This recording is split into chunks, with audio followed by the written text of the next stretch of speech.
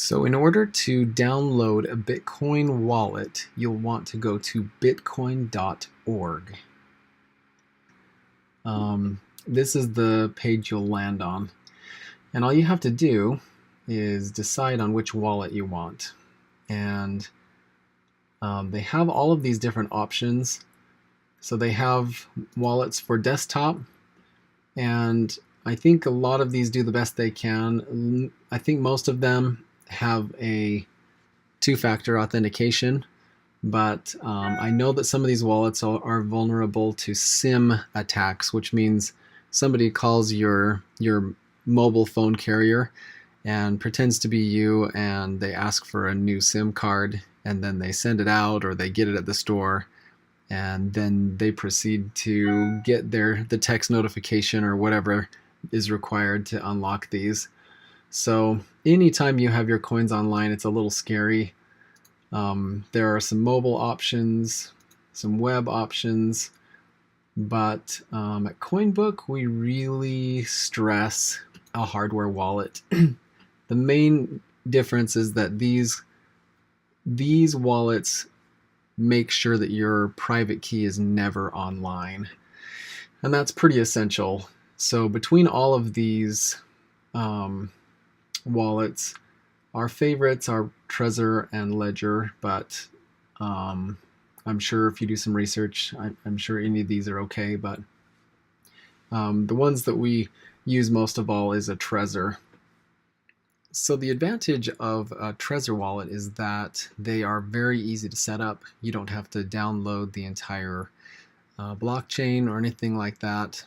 It keeps your private keys offline, and it simply submits your transactions to the blockchain, and then they get published and replicated across the network. So I kind of wanted to show you what a hardware wallet looks like, and this is the one that we use most often. Let's see if I can show you this in the right.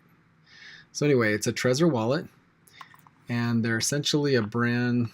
They're just a really good brand. They have all these kind of little stickers and things to make sure that that it's authentic and everything. But really, with how much glue's on them, you essentially can't get to them until you destroy the box. So you'd have to have a brand new box if it was a forged Trezor or something like that. But anyway, when you get it out of the box, this is what it looks like. So it's just a little USB, and it has no battery. The power comes from the USB cord that you put in. And on ours, we talked to Trezor and had them put our logo on the back, just because we like them, and we got a bunch that we might that we give out and different things for from time to time.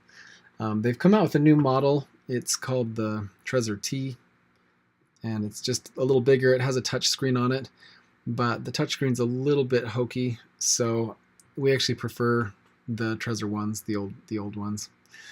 But they're super easy to use, they're easy to set up, and they're really secure. So the question is what happens if your hardware wallet gets destroyed or stolen or something happens? Well, in the process of setting up your Trezor wallet, you write down keywords, and those 12 to 24 keywords are essentially your backup plan.